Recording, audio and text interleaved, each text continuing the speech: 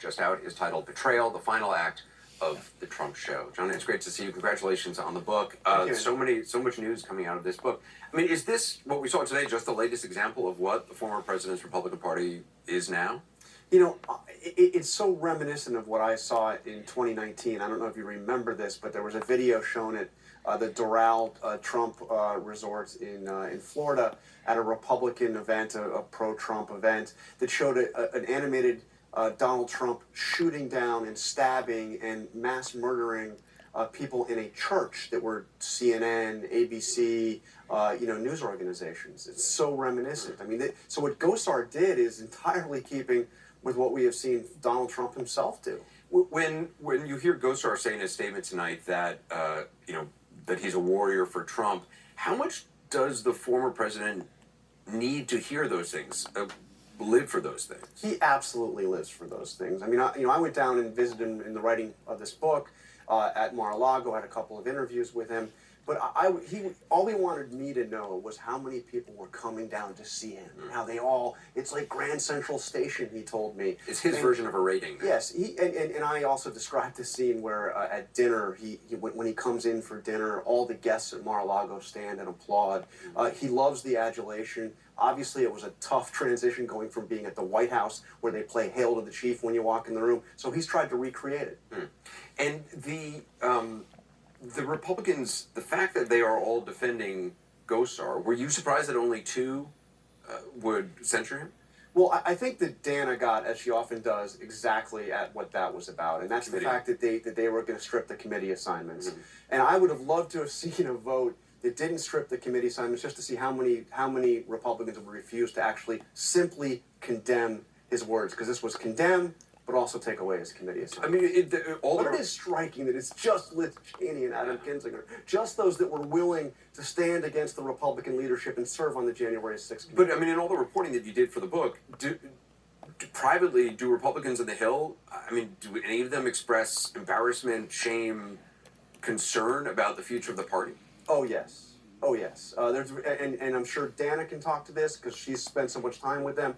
But Gosar, I mean, the way Republicans would talk about Gosar privately is entirely different from what you saw, the spectacle today of coming in and effectively defending him. It's more along the lines of the way his family talks about him. Yeah, basically along the lines of how his family talks about him. It seems like the more people actually know him, have a different... I mean, they say he's lost it. I mean, they say that he's, I've had top Republicans tell me about Gosar specifically before this episode. He's not all there. But I mean, is it just fear of, the being primaried by somebody farther to the right who's supported by the former president that keeps people from speaking out, from Republicans? It's a real fear. I also go back to the impeachment vote. It would have been interesting to see back when the House voted to impeach Donald Trump over what happened on January 6th, if there had been simply a censure resolution. And because you can get into the tangled arguments of, can you impeach a president this late in the presidency, But, I mean, how many would step forward and just condemn the guy? You heard Kevin McCarthy, in that impeachment debate back then, actually condemn Trump and say that he was responsible.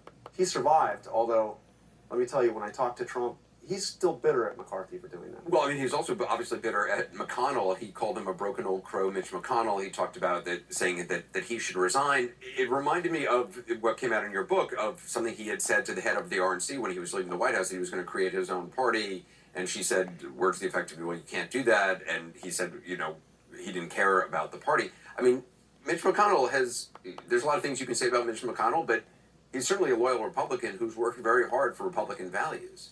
There's a scene I describe in the book right after Ruth Bader Ginsburg died. Right after she died, Trump's you may remember, he was at a rally. He came over, talked to reporters, and pretended he was hearing for the first time. He walked up the stairs of Air Force One, and he called Mitch McConnell. And McConnell told him right there and then, here's what you do. Wait until the memorial is over and then announce Amy Coney Barrett as your nominee for the Supreme Court. And he did exactly that. And it was Mitch McConnell, more than anybody, that got Donald Trump another appointment on the court. So it is remarkable. But the scene on January 20th, also on Air Force One, when he gets on the plane for the last trip on Air Force One to go to Florida, and he gets a call from Ronna McDaniel. This is what you're referring to, and And he says flatly, I am leaving the party. It wasn't like I'm threatening I'm going to leave if you don't do it. I am leaving the party. I'm creating my own party.